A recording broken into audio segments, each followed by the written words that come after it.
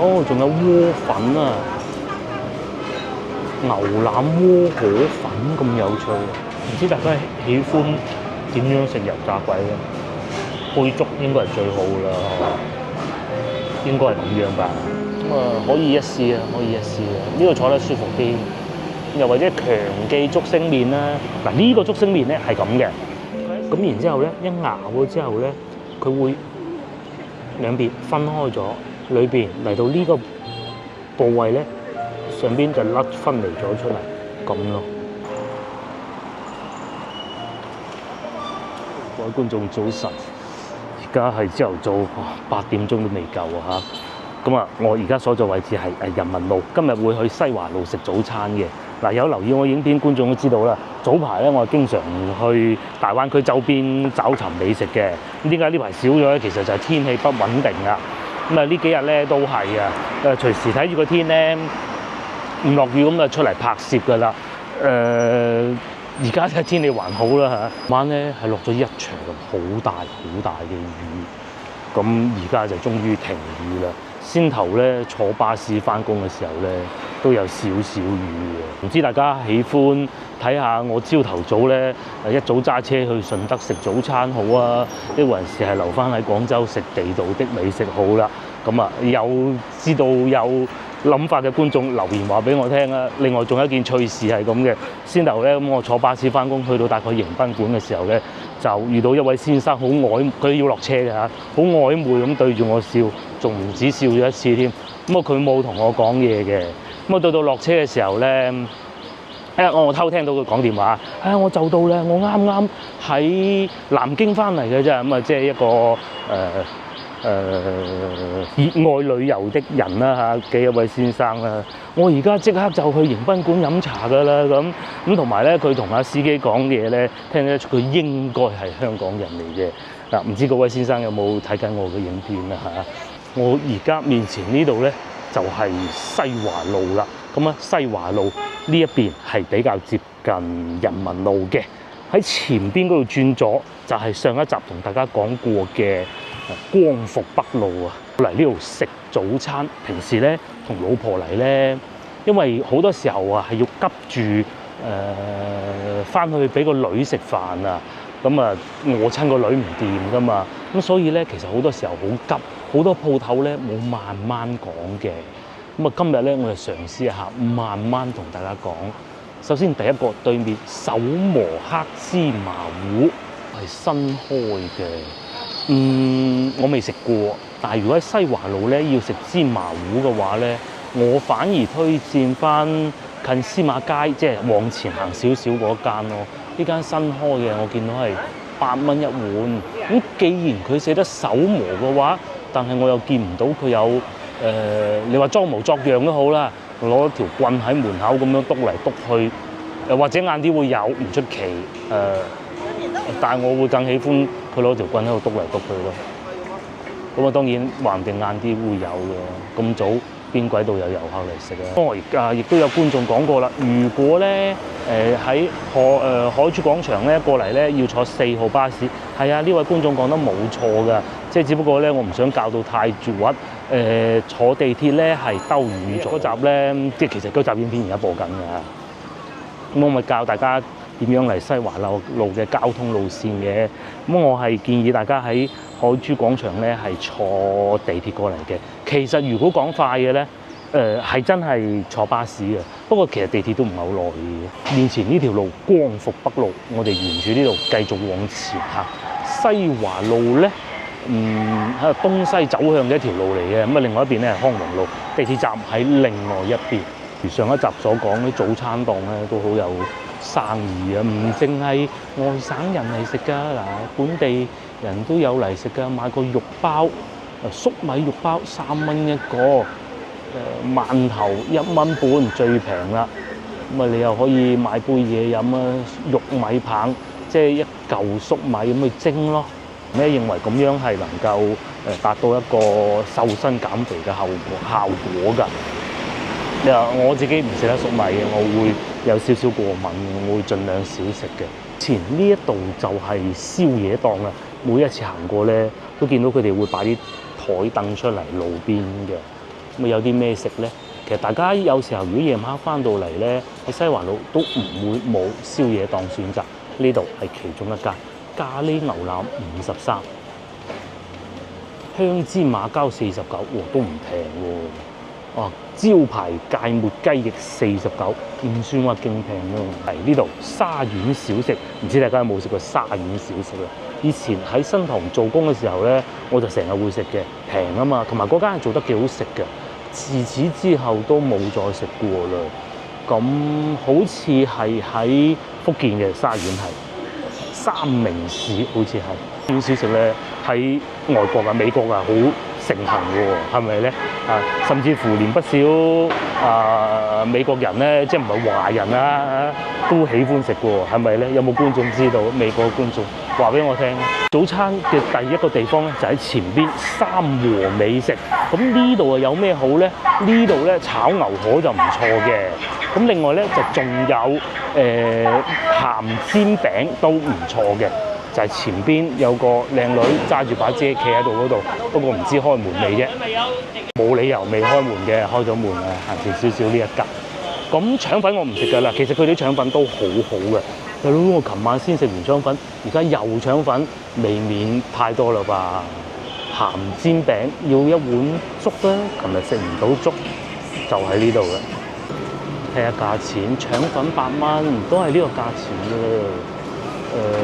仲有窩粉啊，牛腩窩河粉咁有趣啊！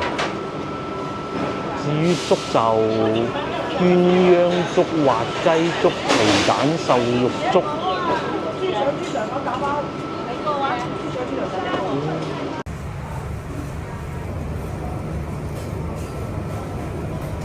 第一份早餐就到咗啦，咁點解會變咗油炸鬼咧？阿老細啊厚道啊，佢話咧嗰啲鹹煎餅係琴晚賣剩㗎，你要唔要？我話梗係唔要啦，咁我話油炸鬼係咪新鮮㗎？佢話係新鮮嘅，咁所以咧我揀咗油炸鬼，呢個2蚊，呢個10蚊，呢個呢個係艇仔粥，都夠結喎。艇仔粥點食咧？艇仔粥咧係要食夠結身㗎，即係好似糊仔咁嘅。呢個未算係100% 最結嗰種狀態咯，但係啲料頭都夠足嘅。但係大家唔好唔記得㗎嚇，10蚊啊，10蚊嘅就又有叉燒，呢個應該係浮皮、花生，樣樣齊喎。嗰邊落緊雨，咁啊街坊喺度食早餐，呢啲就係廣州嘅味道嘅。周圍成日都會落雨㗎，我諗大家都冇理由唔知㗎咯。落住雨食個早餐，咁啊等停雨啊，又繼續後邊嘅行程。人生咧係好漫長嘅，唔需要急嘅。如果咧趁住雨照衝出去咧係唔好嘅。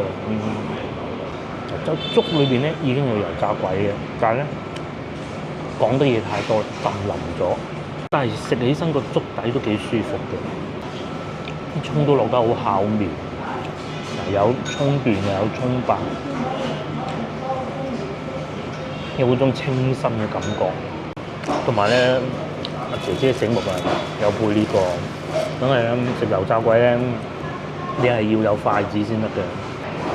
唔知大家喜歡點樣食油炸鬼咧？配粥應該係最好㗎啦，應該係咁樣吧。都有油香味，佢唔算話勁脆嗰種嘅，又或者啱先我食嗰部分唔係啊。但係冇話好化學嗰種感覺嘅。有啲快餐店咧，裏邊咧實心嗰啲唔好食。咁樣咧先索到啲粥㗎。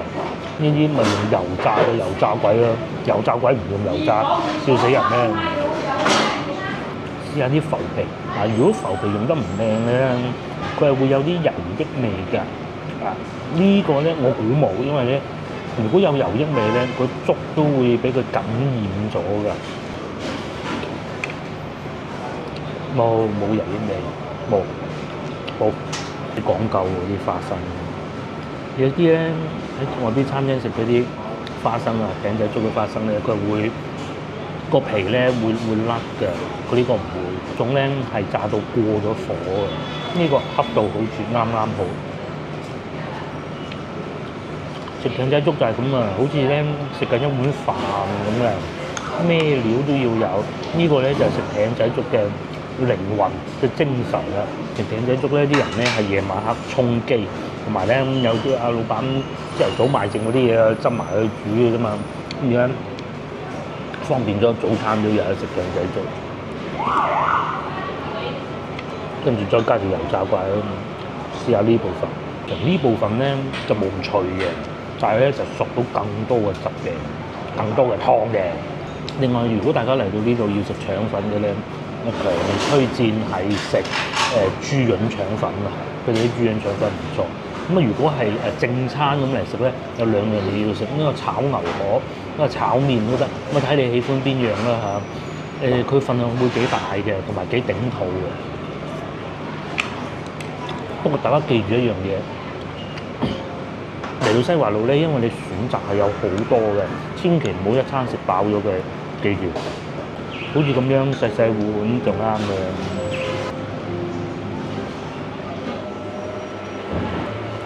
我有食飽飽，大家睇上嗰一點嘅。咁當然呢個係第一餐嚟嘅啫嚇。佢哋咧係現做同埋好老實嘅，佢唔會呃你話嗰啲鹹煎餅係新鮮嘅。不過好似而家呢啲係新鮮嘅，唔知啊。通常咧鹹煎餅喺市區嗰啲咧都係來貨嘅啫嚇。如果冇搞錯咧，應該喺仁和嗰邊做嘅。可能今日交通不便啩。如果大家唔喜歡食粥，中意再食啲地道啲嘅，喺對面呢度有呢間。呢一個林師傅，如果我冇記錯咧，佢喺洲門裏邊都有分店嘅。不過嗰間咧就好似冇咁光猛。而且呢度係旅遊區，咁啊更加有咩食咧嗱？牛腩粉、牛三星湯、竹升麵。咁佢咧最出名嘅咧就係瀨粉。我最喜歡嘅就喺前面嗰條街行入去有一間，其實呢間都唔差嘅。如果瀨粉又話唔啱食，咁點辦咧？魚蛋粉嗱，雖然佢係連鎖式㗎嚇，但係咧呢個奇味咧就真係唔錯㗎。應該從我個女出世咁上下嗰幾年啊，佢喺度寫住啊，開始出名嘅。咁啊，因為97，我女係08年出世啊，係咁上下嗰個時間嘅啦。咁啊後尾擴張啦，擴大佢嘅商業版圖啦，咁啊我認識咗嘅。特價早餐12蚊一份，要過去睇下先啦。譬如有啲咩咧？有魚蛋粉啦，滑麵；特色魚皮餃粉啦，滑麵。瘦肉湯粉12蚊啫喎，7點半做到10點半，食得幾開心啊！仲有個小遺憾就係城城煎餃未開門，呢個咧我哋都經常會食嘅。近期食少咗啦，怕熱氣，但係真係好食嘅。最應該食咩咧？就最上邊19蚊嗰個啦。韭菜煎餃佢全部都係冰花皮嘅，咁啊而且咧係現場煎，咁餡料梗係唔會現場剁㗎啦，等3-5分鐘就有㗎啦，又升咗價啦，以前唔係咁嘅價錢嘅，不過都值得嘅，起碼佢係現場製作，份量都夠嘅。咁如果午餐再加埋個綠豆沙嘅話咧，都係一個唔錯嘅選擇嘅。往前行喺前邊嗰度轉左入去咧，就係市場啦。市場我就唔入啦，我繼續往前行。今日咧因為係冷空氣嚟嘅，所以咧就落雨啊。好少咧去到4月底咧都仲會有冷空氣嘅，即係仲會有感受嗰種咯。今次算係嘅，今日咧都好熱嘅。咁但係還好啦，西華路呢度因為上面樹木夠多，就算作為遊客咧都唔會好難受咯。好多鋪都未開門喎，呢個開咗門。咁咧嗱咁嘅呢一間咧就係西華路啊排隊美食之一。咁啊好多人咧就對佢嗤之以鼻。但係咧嗤之以鼻原因咧係食唔到嘅啫嚇。咁啊而家咁啱有位喎。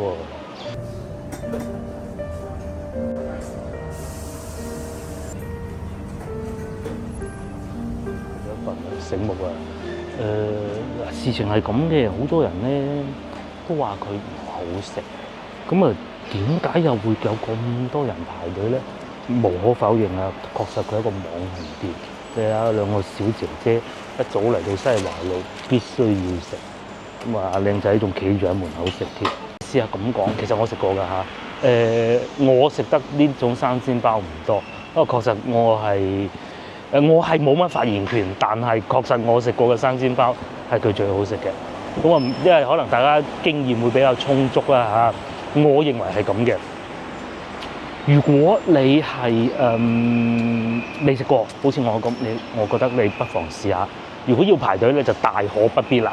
如果你好似我咁啱見到，佢有開門啊，排隊嘅人龍唔係好長喎，試一試佢，起碼好食唔好食，你嘅態度係點，或者事實係點都好，起碼你食過先至有講。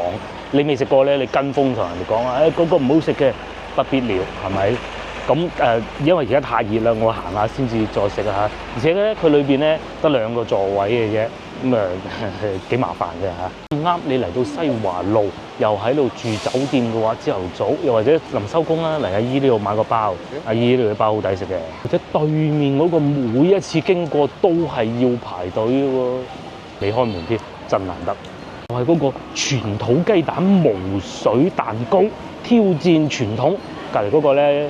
有個阿姨啊，黑色衫個姨啱行過嗰度咧，長期要排隊嘅。咁如果大家有機會翻到嚟，見到佢冇乜人排隊，買少少試下，好食哦，好好食，你記住；唔好食你記住佢，你起碼可以有人同人講嘛。咁我相信其實佢應該係抵食嘅，至於好唔好食就每個人口味唔同啦。咁我哋去趁佢都買過，佢應該咁講，唔算好特別。其他地方都食得到，但係西華路咧，確實佢係出咗名。然之後咧，如果要排隊咧，我認為都係不必啦。仲有呢個咧係其中一間分店嚟嘅。咁佢喺東華東嗰間分店咧係有米芝蓮稱號嘅，係啊，做咗40年㗎啦。咁可以一試啊，可以一試啊。呢度坐得舒服啲，又或者強記竹升麵啦。嗱，呢個竹升麵咧係咁嘅。佢喺小梅大街咧，亦都有分店，同埋咧佢價錢唔係好貴㗎。大家睇下右上角嗰度靚飯隔離嗰個咧，一個雲吞麵啊套餐喎，有埋嘢飲啊嚇，17蚊，係啊，17蚊啫喎。咁啊仲有阿靚仔喺度，阿麥包喺度做廣告添。佢未至於到話最平，但係我覺得可以嘅。譬如好似呢一個咁套餐，22蚊得唔得？得啊！甚至乎豬扒蛋飯22蚊，抵食㗎。佢仲要有24小時營業添喎。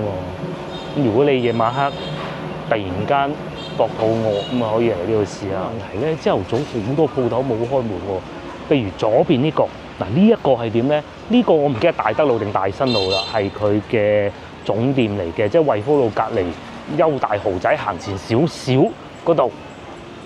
咧係最好咧，就係咩咧？榴蓮糖水，佢開到嚟西華路啦。呢個又係新進啊，排隊王係嘛？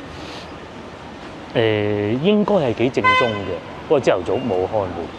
佢好似係11點，同埋仲有甜品繼續推薦咧，就係呢一個芝麻糊世家。先頭影片開始嘅時候，亦都同大家講過，話芝麻糊咧最緊要咧有個人喺門口動下，無論係咪真好，起碼有得睇啊！咁呢個係有個先生攞住碌棍喺個門口度動下嘅。咁但係咧而家嗰位先生未開工，咁冇辦法啦。呢度咧就叫司馬街，咁一路行出去咧就係東風路嚟㗎啦。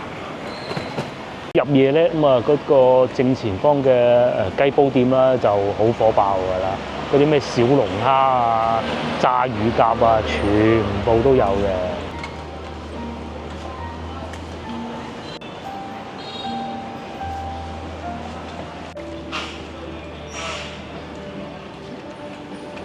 呢個咁火爆啊！潮味香湯粉世家，連阿姨姨都喺度食㗎噃。咁睇嚟應該幾好㗎喎。仲有面前呢兩個。第一個咧就右邊呢個佢未開門㗎嚇，未開張嘅就係呢個螺絲粉啊！啲人成日未夠鐘咧，我9點半先開門，佢唔係24小時嘅。我想講嘅係隔離呢一個，如果想食腸粉，但係又唔想去嗰啲網紅店，我強推呢一間啊！我以前食過嘅，但係好耐未食過啦。佢嗱，大家睇唔睇到後邊？佢係俾白衫嗰位哥哥遮住咗啦。佢用石磨嘅，雖然個石磨用機器嚟控制啊，但係咧都達到個精髓就係話用石磨嗰啲粉漿唔會過熱啊，喺摩擦嘅過程中金屬係會過熱㗎嘛，咁啊啲味道就唔好嘅。咁但係咧佢係用石磨咧，啲腸粉咧就爽啲嘅，爽口啲嘅。大家一定記住翻嚟呢度試下，要食腸粉，又唔想去啲網紅店嘅話，華記石磨美食，仲有興興旺。不過咧，佢哋已經轉咗型啦。以前咧係食麵啊、雲吞麵啊各種嘅，而家咧就做咗正餐咯，即係譬如話炸雲吞啊、雞煲啊呢啲咁咯。係啊，再嚟仲有呢個咧我未食過，但係咧上次係睇過啦。如果你時間就得啱嘅話咧，你可以見到阿師傅仔喺呢度打麵啊，不停喺度摁，不停喺度摁，好好睇㗎。嗱，個碌竹仲收埋喺下邊添，有機會翻嚟睇下。不過佢未開工咯。我話呢條街咧就係其中一個西華路啊，開始出現多美食嘅一個部分啦。咁有螺螄粉啦，石磨腸粉啦，幾多人食，同埋呢個阿靚仔現場表演打麵嘅一福記雲吞麵。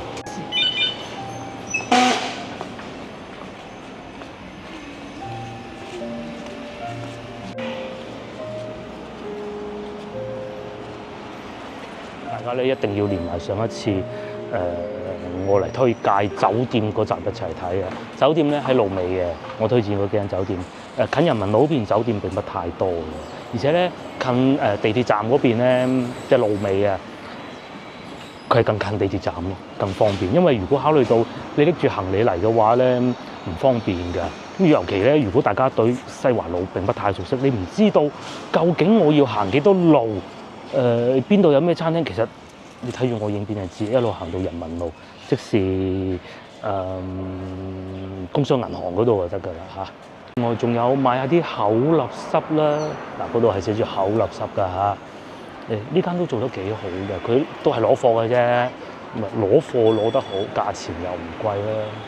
陳皮檸檬薑八仙果，仲寫繁體字喎。早餐推薦咧就變咗美食推薦，仲有呢一個想試牛先生街頭牛扒，街頭扒房。不過見到佢真係喺裏邊煎嘅喎，現點現做喎，真係。據說咧，阿師傅咧以前喺5星級大酒店扒房度做嘅，原切牛排。個角度睇下，大家見唔見到地下有堆東西？咁咧，佢每日啊都要攞貨噶嘛，要備貨噶嘛，有啲每日都要用嘅東西，譬如話雞蛋咁，佢冇啦，咁佢咧就向嗰個小食店雜貨店訂啦。咁咧雜貨店咧就嚟到擺喺門口就得㗎啦，就唔使驚話有人偷咗去啊。各種嘅咁咯，係啊，因為咧佢哋送貨嗰啲啊，再晏嘅話咧條路行唔入嚟嘅，塞車㗎。咁佢冇辦法喺短時間運送到好多㗎嘛。通常嗰啲送貨嘅先生咧都係凌晨時分嚟送貨嘅啫。咁所以咧就擺住喺門口嘅。先頭嗰幾間腸粉店你都試過啦，想意猶未盡繼續試嘅咧，我推薦呢一間。咁啊，唔係呢間分店嚟嘅。係東風東嗰間分店嚟嘅，我最記得啊！陳奕迅先生咧嚟到廣州開演唱會咧，佢一日靜雞雞一個人走咗去東風路嗰間非凡腸粉王裏邊食腸粉。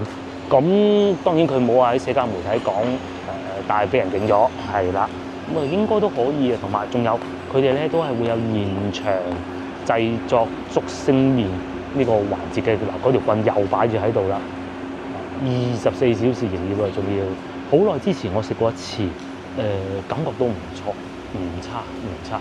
當時咧就覺得貴咗啲，但係而家咧就唔知價錢啦，幾光猛喺裏邊做緊腸粉靚女，又係另外一間咧，好多人對佢都有唔同睇法嘅鋪頭就係富記魚蛋粉啦。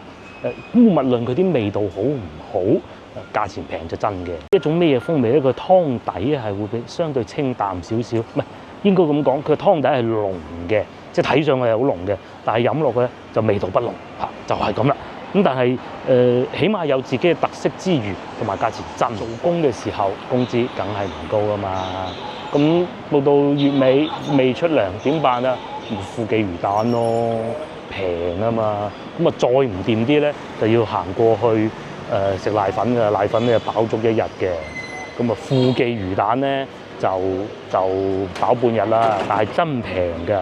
嗰陣5、6蚊有得食嘅，而家都好似係11、2嘅咋，11、2喎，成碗魚蛋粉喎。咁同女朋友出去拍拖，買咗禮物俾佢喎，咁點辦啊？嗰個月11蚊添啫，該㗎。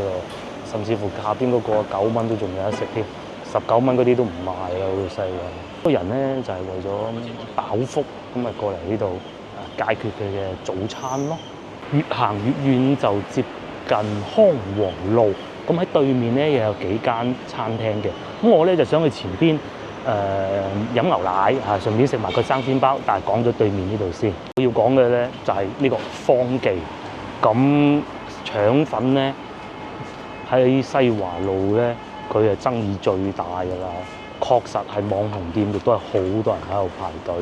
咁我已經試過一次㗎啦。確實。因為食物呢樣嘢咧，每個人喜歡嘅程度都唔同嘅。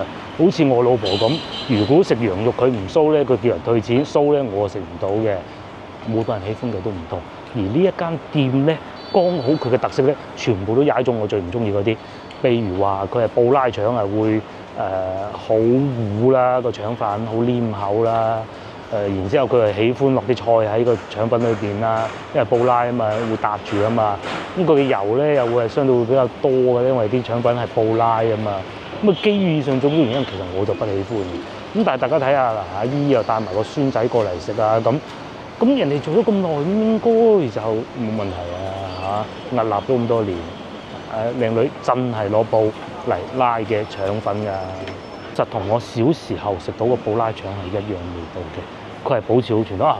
細個食個布拉腸裏邊又有菜啊嚇，冇錯就係咁啦。有涼茶鋪，大家夏天已到啦，咁大家翻到嚟，如果想飲啲涼茶，食得好嘢多，咁點辦？其實呢間係可以啊，雖然都係來貨，咁但係咧佢哋都做得幾好嘅，好正宗，價錢都唔係好貴。來貨嘅好處係咩？最起碼衞生啲。如果喺鋪頭煲嘅咧，有時啲嘢未必控制得到嘅，就係呢個啦。咁啊，仲有呢個蔗汁第2杯半格，我哋都買過㗎。咁佢咧就咁飲咧，就確實係真係甜咗啲。但係如果你話有杯冰水啊、溝翻開啊、梳打水啊，幾好嘅，幾好嘅。咁啊，經過有機會買下五花茶啊，飲唔壞人嘅，可以試下。仲有呢度勁啦，永昌餅家。咁啊嗱，有2間嘅，大家睇唔睇到？一個係左邊津家蛋糕坊，嗰間咧據說咧就再老字號啲嘅，即係佢都係做咗好多年嗰種㗎啦。咁啊，其實2間都唔差，我可以同大家講係，因為我哋係喜歡呢間多啲嘅，佢會再平啲嘅。飲鮮奶嘅地方咧，就喺呢個警察呢個車行入去啦，唔知有冇開門？有嘅話，裏邊飲支鮮奶，再食個生煎包，咁就 very good 啦。好似未開門喎，佢竟然唔開門啊！咁早？唔係吧？拆，就係呢度啦，英姐鮮奶啊，未開門喎。嗱，大家記住呢個啦，逢星期3休息10點鐘開工，做到夜晚黑，怪唔得啦。價錢係咁嘅，嗱，有薑撞奶，大家如果翻嚟廣州想食下雙皮奶、薑撞奶，又要喺翻啲居民樓附近嘅，呢度都有嘅，11蚊雙皮奶，鹹嘅雙皮奶都有，都係11蚊嘅，辦法啦，係只能係行去後邊，繼續去後邊。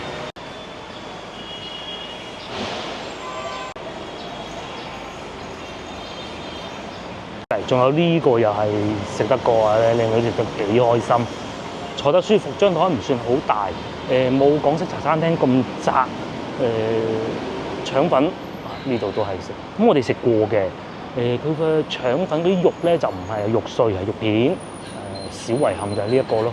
除此之外都冇乜嘢可以挑剔㗎啦。咁有飯，有糖水。咁咧學生仔都係嚟呢度食嘅啫，學生哥中午嗰陣食得過㗎嚇。朝頭早好多鋪頭冇開門，真係遺憾嘅嚇。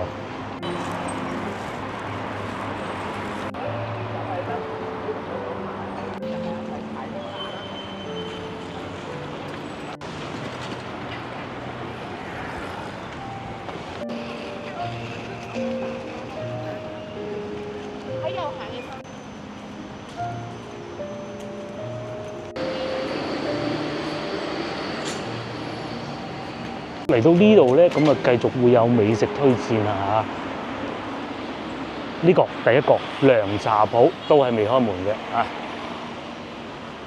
就係呢個廣正涼茶啦，冇辦法啦。前邊大家見唔見到？仲有一檔腸粉檔，好多時候經過咧，同老婆都話下次要嚟試下華記美食，即係有個靚女企喺度，行前少少嗰度咧，咁啊都係坐喺騎樓底咁樣食嘅。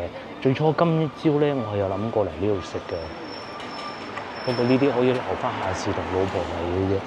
就係呢個啦，華記美食，唔好見個招牌咁新淨，但係其實咧人哋做咗好多年㗎啦。以前咧，我同老婆喺附近翻工嘅時候咧，因為我哋係唔同時期喺度翻工㗎嚇，會唔同時期嚟呢度都食過嘅華記美食。幾光猛啊！裝修過啊！如果裏邊坐滿啦，坐喺騎樓底繼續食咯。唔落雨嘅話，茶鋪唔見咗喎。以前咧有好多奶茶鋪喎，譬如鏡頭正前方啦，有陣時係未開門咧。呢個綠色呢個啊，蘭芳園係咪嗰個蘭芳園咧？真不知道。哇！西華路好多嗰啲鋪頭咧，有好多係網紅店，大家都知啦嗬。譬如前面嘅珍珍，其實咧有好多唔係網紅店嘅咧。朝頭早都會開嘅。如果你要點樣辨別嘅咧，都幾簡單嘅。朝頭早唔開嗰啲，基本上都唔係。點解咧？大家知唔知？即係除咗呢個以外，原因咧就係佢哋唔係淨係做街坊生意，又或者佢哋唔係靠街坊生意就可以維持得到落去。咁啊，街坊咧就唔會夜晚10點鐘再出嚟食嘅嚇，會少啲。咁最終嘅結果就係梗係晏啲開門啦，呢個例外咯。真係啊，佢係會一早就開門，係一早冇錯。好似對面咁啊，奶茶鋪孖八茶檔係咪未開門啊？咁早邊個過去飲奶茶咧？應該都冇啊。而家其實都唔早，都差唔多9點。珍珍同先頭我所講嘅生煎包一樣啊嚇。如果你未試過嘅話，可以一試。如果你係以前喺佢好平嘅時候食過咧，我就覺得大可不必啦。咁如果係你聽見人哋話佢唔好，其實我覺得你都可以試下，因為點解咧？你食過先有資格講唔好噶嘛。仲有前邊呢個都係，我就未食過嘅麗林食店，佢賣得好貴嘅。錯，就係呢個啦，麗林食店，佢嘅價錢係咁嘅。我哋揾個最平嘅出嚟，粥賣9蚊。咁佢哋係食乜嘢咧？佢哋係食嗰啲左邊呢啲河粉啊，咁但係落料咧就落到好足嘅，落到又有龍蝦嗰啲咁樣帆立貝嗰啲咁樣嘅，又或者成隻大閘蟹咁樣等落去嘅，個感官睇起身係好刺激嘅，就係呢度啦。咁裏邊多唔多人咧？都唔係冇人嘅喎，就正前方位斬啦，呢啲咧就冇理由朝頭早作為早餐食嘅啦嚇，但係老細都開工啦已經。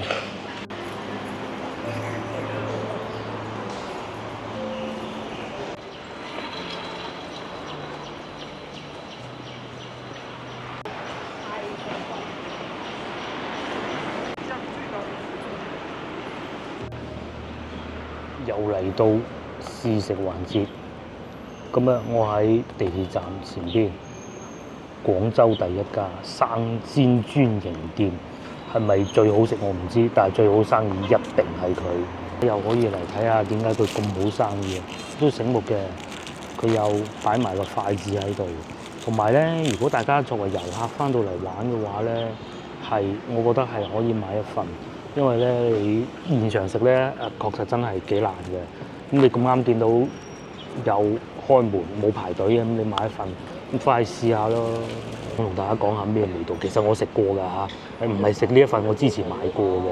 佢係咁嘅，如果佢啱啱煎好嘅時候咧，你都咬落咧係會爆汁嘅。咁啊感官上係好刺激，但係會辣親你條脷，都要痛幾日嘅。第二，佢呢一部分煎過嘅呢一部分咧，佢係會好脆嘅。咁但係咧，有人喜歡就話佢係脆，有人唔喜歡就會認為佢係硬。咁咧，我講晒啲唔好嗰啲先啊。咁然之後咧，一咬咗之後咧，佢會兩邊分開咗，裏邊嚟到呢個部位咧，上邊就甩分離咗出嚟咁咯。食過好嗰啲人咧都覺得佢不過如是咯。咁但係人嘅心理就係咁噶啦，排隊梗係排埋一份先啦。好似我咁，如果唔係平時咁多人排隊咧，我唔會買。個皮係厚嘅，咁咧你咬咗細細個窿之後咧，啜咗裏邊嘅湯汁出嚟。咁如果你唔係話帶住偏見啊，或者唔好講偏見啦，帶住一啲唔同嘅睇法啦嚇，即係受咗社交媒體睇法，其實也未至於難食，而且11蚊有4粒。你喺透西食過一次，好耐，叫咩名唔記得，幾貴都未蒸，但係至少呢個冇嘅。同埋咧，第一次食係覺得幾好嘅，我後面慢慢就覺得不過如是咯。我嘅感覺係真實感覺就係咁。你咬窩咗之後咧，其實第二啖嘅感覺係最好嘅，有肉啦，你已經索咗汁啦，同埋咧我開始食到少量下邊呢度脆嘅，呢個部位咧軟硬夾埋一齊最好。你千祈唔好咧一啖食到上邊留翻下邊啲脆嘅，因為如果下邊淨係脆啲咬咧都幾硬嘅。確實今日同以往食到嘅情況都係一樣嘅。呢部分咧係好硬嘅，同埋俾我擺咗一陣已經冇咁脆，就係咁啦。有機會翻嚟試下。我繼續食埋先啦，食飽飽，大家睇數嗰一點咧。嚟到呢度地鐵站，咁咧再往前行咧就冇用㗎啦。頭正前方其實都係西華路，西華路咧。被康王路啊同埋荔灣路咧分成咗3部分㗎。咁啊，最後呢一部分咧其實係冇太多餐廳嘅啫，有但不多。寥寥數間，即係嗰啲小食嗰啲咧冇晒㗎啦。大家嚟到呢一度見到繼續往前行喎，流花路咁，其實咧你就唔需要再花時間過去㗎啦。第一，如果你喺度 book 咗酒店咧，直接翻去酒店休息或者繼續後邊嘅行程。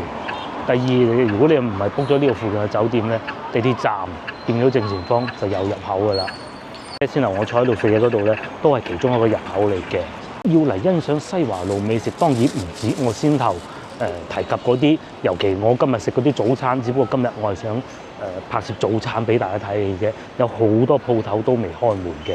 好嘅辦法當然就係喺呢度 book 酒店啦。前邊講嗰幾間就係咁近，就可以過得到嚟西華路㗎啦。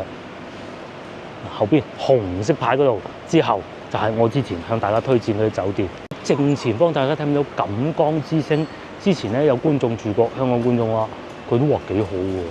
老實講，我都有少少意外，而且價錢咧好經濟實惠，200蚊左右就得㗎啦。咁啊當然啦，我未住過，我唔知啊嚇。佢係平價酒店嚟嘅，但係咁方便，你就可以去得到西華路啦。似乎喺鏡頭後邊咧一路行過去，如果你有興致嘅話，仲可以去埋流花湖。咁流花湖有咩嘢睇咧？就有第一有英女王親手栽種嘅一棵樹啦，應該係橡樹嚟嘅，如果我冇記錯。另外咧，亦都可以睇到白宮咯，係啊，嗰個好似白宮嘅建築物啦。呢兩樣嘢都仲喺度，但係咧因為佢修建地鐵啊，所以裏邊其實都幾亂㗎。下邊咧仲修建緊嗰個穿過條湖嘅隧道啊，隧道咧起咗10幾年。我個女咧喺阿媽個肚，喺佢阿媽個肚嘅時候咧，已經封路起到依家，個女已經16歲。住酒店據説亦都係唔錯，亦都有觀眾同我講過啊，呢個怡智酒店即係唔係呢間啊？呢個牌子住起身都幾 OK 嘅，就喺呢度行入去咯。咁啊呢度係可以穿翻出去西華路嘅。乎大家如果係喜歡食辣嘅嗰啲四川菜咧，都可以試下呢間。即係我哋唔喜歡，即係唔好話人哋唔好。因為呢間咧做咗好多年啦，以前唔係叫呢個名嘅，但係同一個位置嚟嘅，佢應該係換咗個老闆嘅啫。但係個裝修都係好別緻嘅。咁啊，大家如果係翻到去深圳都想試下啲重慶火鍋啊，咁嚟到廣州又想試下睇下有冇咩唔同咧。我反而推薦呢一間，佢亦都唔係連鎖式嘅重慶老火鍋，只要我哋就大可不必啦。行多咗幾步，呢度咪全季酒店咯。咁至於價格咧，我亦都唔再多講噶啦嚇，因為上次都講過，大家有機會睇翻之前嗰集影片啦。灣路咧小食就少翻好多嘅，咁但係咧主要係有啲餐廳同埋茶樓。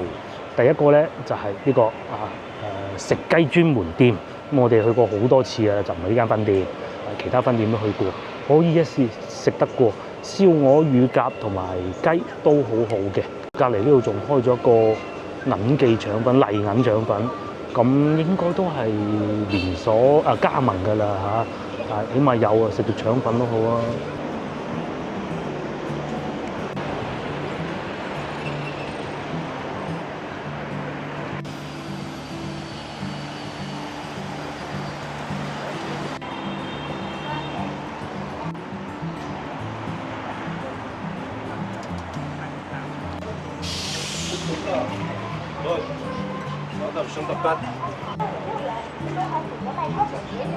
幾多外國人係啊，即係海外護照都住得啦，係咪？好啦，今集影片到呢度結束啦，有機會下集再見。幫忙 share 我影片俾你嘅朋友，同埋記得幫我點個 like 嘅。下集見，拜拜。終於又翻到嚟開箱時間，老婆話開咗佢喎，原來咧上邊都有開到嘅。冇，我今朝冇睇到。呢個係全廣州最好食嘅雞仔餅。係啦，就可以咁樣。真係㗎！喺榮華樓買咯。舊定係新嘅？舊嘅，有新嘅咩？佢有分店。佢係脆同埋薄咯，唔係韌嘅咯。好好食嘅真係，又薄又脆。28蚊一袋而家係。佢有幾重？有冇一斤？有一斤咯。平時我哋去街邊嗰28蚊一斤嘅，夠膽賣到60蚊斤㗎。1876年。你諗下人哋做咗幾耐？即係起碼啲師傅傳承落嚟，我攞嚿細嘅。咁你係油都肯定有啲油嘅，唔油啊笑死人咩？脆嘅，唔係韌嘅。